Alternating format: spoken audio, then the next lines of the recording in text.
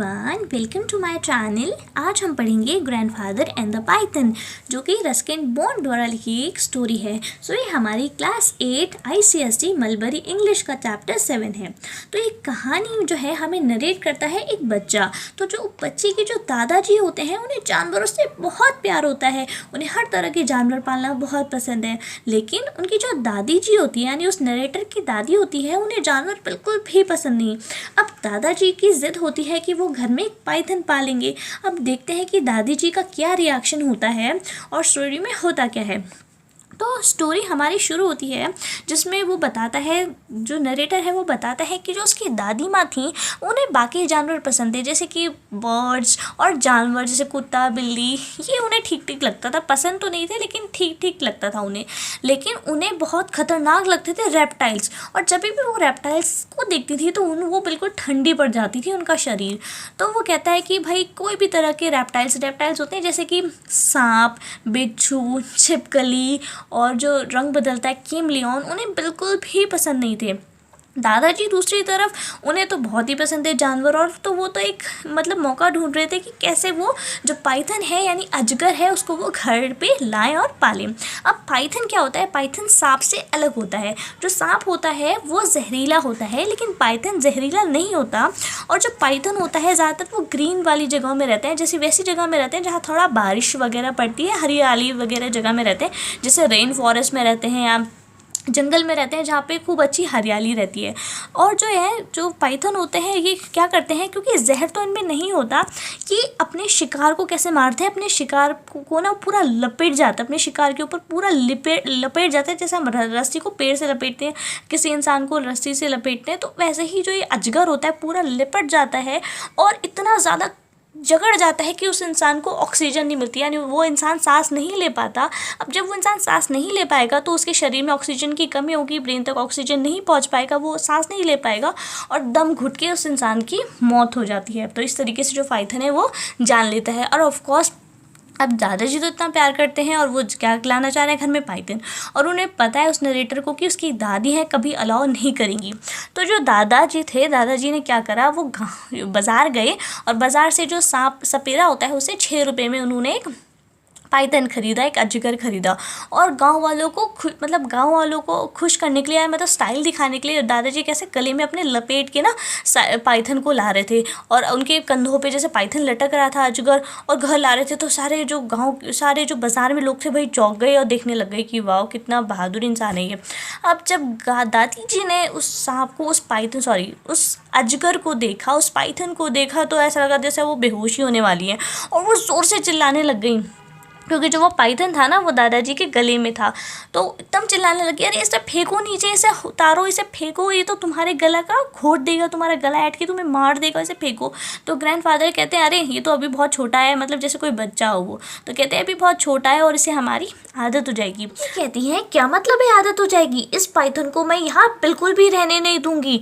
तुम्हें तो पता ही है तुम्हारी कज़न मेबल कल आने वाली है, वो हमारे साथ रहने वाली है, और जैसे ही उसे पता चलेगा कि इस घर में पाइथन है तो वो घर छोड़ के भाग जाएगी। और तुम्हें पता है उसे सांप बिल्कुल भी पसंद नहीं है, और तुम क्या करोगे? और तो जो दादाजी होते हैं वो कहते हैं अच्छा फिर तो हम जैसे ही वो आएगी ना वैसे ही हम इसको बता देंगे कि भाई यहाँ पे पाइथन है, तो वो भाग जाएगी, कम से कम फिर दोबारा उससे वो कभी इस घर में रहने नहीं आएगी। तो दादी कहती हैं कि इस तरह की बेकार बातें मत करो। और तो जो दादाजी होते हैं वो कहते हैं कि हाँ मैं इसे गार्डन में तो ऐसे छोड़ नहीं सकता, है भाग जाएगा कहीं, और शायद जो पोल्ट्री हाउस है यानी जहाँ पे जो मुर्गियाँ वगैरह रहती हैं वहाँ घुस जाएगा, वहाँ खा लेगा, तो अच्छी बात नहीं है। तो दादी जी कहती हैं अरे इसको ना, इस क्रीचर को, इस सड़े हुए पाइथन को बाथरूम में लॉक करो और बाज़ार वापस जाओ और उस इंसान को ढूंढ के लाओ जिससे तुम ये लेके आए थे, और उस इंसान को लेके आओ और इस सड़े हुए पाइथन को ठिकाने लगा दो, इसे कहीं भी छोड़ के आओ, मुझे नहीं पता। अब जो ग्रैंडफादर होते हैं वो पाइथन को लेते हैं और वो बाथरूम में उसको लेके जाते हैं, और वो उस पाइथन को एक बाथटब में, जो बाथटब होता है उसमें वो डाल देते हैं, और फिर वो जल्दी जल्दी से बाज़ार जाते हैं जिससे वो सपेरे को वो ढूंढ सकें जिससे उन्होंने ये पाइथन खरीदा था।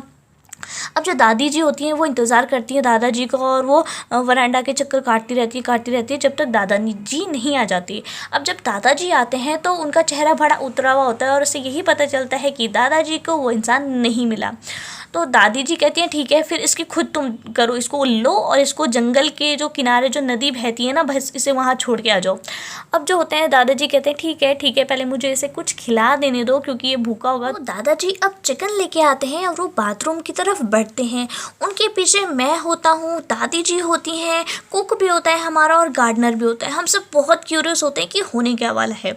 अब होता क्या है, दादाजी दरवाज़ा खोलते हैं बाथरूम का, बाथरूम के अंदर कदम रखते हैं और मैं उनके पैरों के पास से मैं ऐसे झांक के देख रहा हूँ। और जो बाकी लोग हैं, दादी माँ, कुक और जो गार्डनर है वो भी बाहर दादाजी के पीछे, मतलब सब दीवार के पीछे ऐसे खड़े झांक के देख रहे हैं। तो जो दादा, लेकिन हमें ना पाइथन तो दिखता ही नहीं, कहीं भी हमें पाइथन कमरे में नहीं दिखता है। और जो दादाजी कहते हैं कि वो चला गया, शायद उसे भूख लगी होगी। फिर जो बाद में दादाजी कहते हैं कि शायद जो है उन्हें दिखता है कि अरे जो हमने खिड़की थी ना वो खुली छोड़ दी, और उन्हें बहुत बुरा लगता है कि उन्होंने इतनी छोटी सी मिस्टेक कर दी जिसके वजह से अब कितना बड़ा उन्हें भुगतान सहने को मिलेगा। अब होता क्या है, अच्छी तरीके से पूरे घर के कोने कोने की जांच और खोज शुरू हो जाती है। किचन में ढूंढा जाता है, गार्डन में, घोड़े का जो अस्तबल होता है, पोल्ट्री फार्म जहाँ पे मुर्गियाँ रहती हैं, और लेकिन पाइथन कहीं भी नहीं मिलता। तो जो दादाजी होते हैं वो कहते हैं कि उन्हें विश्वास होता है कि भाई वो जो पाइथन है वो अब चला गया होगा, वो यहाँ पे नहीं है। तो दादी जी कहती हैं हाँ, अच्छी बात है, चला गया हो, काश चला ही गया हो, बहुत अच्छी बात है। अब आंट मेबल अगले दिन आ जाती हैं रहने के लिए। अब वो 3 हफ्तों के लिए रहने के लिए आ जाती हैं। तो क्या जो नरेटर है ना वो कह रहा है कि पहले दिन जो 1-2 दिन, जो कपल ऑफ डेज, जो स्टार्टिंग के डेज थे, मैं और दादाजी बड़े परेशान थे कि अगर पाइथन एकदम से आ गया तो जो हमारी आंट है ना, आंट मेबल, उनका क्या हाल होगा। तो हम अच्छे से ढूंढ रहे थे कि कहीं भाई मिल जाए, कुछ हो। लेकिन जब तीसरे दिन भी वो जो पाइथन था कहीं भी नज़र नहीं आया, तो हमें ये लगा, हम बहुत कॉन्फिडेंट हो गए थे कि पाइथन पक्का है नहीं घर में, वो कहीं चला गया है, अच्छा बात है वो चला गया है। अब शाम तक क्या हुआ, कुछ भी नहीं हुआ। शाम तक जो थी एक ज़ोर की चीख हमने गार्डन से सुनी। अब जो उसी के 1-2 सेकंड बाद आंट मेबल ऐसी भागती हुई आई वरांडा की तरफ, और सीढ़ियाँ चढ़ के ऐसी भागती हुई आई, और ऐसा लग रहा था ना जैसे उन्होंने किसी तरीके का भूत देख लिया हो। वो कहती हैं अमरूद के पेड़ पे था, और बहुत ज़्यादा बड़ा था, और वो मुझे देख रहा था, मुझे घूर रहा था। ऐसा लग रहा था, वो आंखें उसकी बड़ी खतरनाक थी, ऐसा लग रहा था कि वो जैसे मुझे खा जाएगा। जो दादी माँ होती है वो कहती है शांत हो जाओ आंट में, मतलब शांत हो जाओ मेबल, और शांत हो जाओ। तो वो कहती है सांप था, चिल्लाने लगती है। कहती है 20 फीट लंबा था वो, और गुआवा ट्री में था, अमरूद के पेड़ में था। उसकी आंखें बड़ी खतरनाक सी थी, टेरिबल थी, और मुझे बहुत गंदी तरीके से देख रहा था वो। तो ना अब आपको मैं बताती हूँ कि देखिए, स्टार्टिंग में बताया था कि जो पाइथन है 4 फीट लंबा था, लेकिन उन्हें इतना ज़्यादा डर लगता था उस पाइथन से कि उन्होंने 4 फीट का सांप उन्हें 20 फीट का लग रहा था। ठीक है, तो वो डर की वजह से उन्होंने क्या किया, 4 फीट का सांप, 4 फीट के पाइथन को वो 20 फीट का बता रही थी। जो नरेटर है वो छोटा बच्चा है, वो बोलता है कि जो दादा दादी जी हैं एक दूसरे को देखने लगते हैं, और दादाजी कहते हैं कि मैं जाता हूँ और इसे मैं मार देता हूँ इस पाइथन को। वो अपना अम्ब्रेला उठाते हैं और गार्डन की तरफ निकल पड़ते हैं। जब वो उस अमरूद के पेड़ के पास पहुंचते हैं तो वो देखते हैं कि जो पाइथन वहाँ नहीं है, यानी जो पाइथन है वो वहाँ से भाग गया है। तो जो बच्चा होता है वो कहता है, जो नरेटर होता है वो कहता है कि आंट मेबल ने उसे डरा दिया होगा, आंट मेबल के डर से वो भाग गया। अब दादाजी होते हैं कहते हमें ऐसा नहीं बोलना चाहिए, आपकी आंट के बारे में आपको ऐसा नहीं कहना चाहिए। लेकिन उनकी आंखों में बहुत मस्ती होती है, ऐसा लगता है वो बहुत मजाक कर रहे हैं, और उनकी आंखें जैसे हंसी से बहुत खुश होती हैं। तो जो इस इंसिडेंट के बाद जो पाइथन होता है, अजगर होता है, अलग अलग जगह नज़र आने लगता है घर में। एक बार क्या होता है, आंट मेबल बैठी होती हैं और तभी वो देखती हैं कि एक कुशन के अंदर से, जो एक मतलब कुशन, एक तकिया होता है, उसके नीचे वो बैठा होता है, छुपा होता है पाइथन, और वो आंट मेबल को देख रहा होता है। अब जब आंट मेबल को दिखता है वो पाइथन, वो अपना सामान पैक करती हैं और भाग जाती हैं भाई इस घर से। अब दादी जी हमें और प्रेशर करती हैं कि भाई अब तुम जल्दी ढूंढो, अच्छी बात नहीं है कि पूरे घर में पाइथन ऐसे घूम रहा है खुला, अच्छी बात नहीं है। तो अगले सुबह हमें दिखता है कि जो पाइथन है वो ड्रेसिंग टेबल पे बैठा है और अपने रिफ्लेक्शन, अपने आप को बहुत अच्छी तरीके से वो मिरर में देख रहा है। अब जब मैं दादाजी को बुलाने गया और जब हम दोनों वापस लौटे तो जो पाइथन था वो वहाँ से जा चुका था। अब थोड़े टाइम बाद किसी ने उस पाइथन को गार्डन में देखा, और फिर थोड़ी देर बाद वो फिर ड्रेसिंग टेबल में अपने आप को फिर निहार रहा था। वो जैसे अपने आप से जैसे प्यार हो गया और इतना खूबसूरत लग रही थी उसे अपनी रिफ्लेक्शन। तो अब दादाजी ने उसे ऑब्जर्व किया, दादाजी ने कहा कि अब हमारे लिए इसे पकड़ना आसान है, क्योंकि अब हमें पता चल गया है कि ये बहुत ज़्यादा शीशे के पास आता है, तो हमें ऐसा ही कुछ इलाज करना पड़ेगा। तो दादाजी ने क्या करा, उन्होंने एक बड़ा सा पिंजरा जो है बनाया और उसके आखिर एक कोने में एक साइड में उन्होंने शीशा लगाया, क्योंकि अब जो पाइथन था उसे शीशा इतना पसंद था, तो पिंजरे में उन्होंने एक तरफ क्या करा, एक शीशा लगाया एक कोने में, और उन्होंने उस पिंजरे में बहुत जूसी चिकन छोड़ा और भी जो खाने की चीज़ें होती हैं जो सांप को, उस पाइथन को पसंद होती हैं, वो उन्होंने चिकन वगैरह और मीट वगैरह छोड़ा। अब जो उन्होंने था एक तरफ जो था उन्होंने एक ट्रैप डोर, यानी जैसे ही वो अंदर आएगा वो पाइथन, तो वो उस जो है पिंजरे में फंस जाएगा और बाहर वापस नहीं आ पाएगा।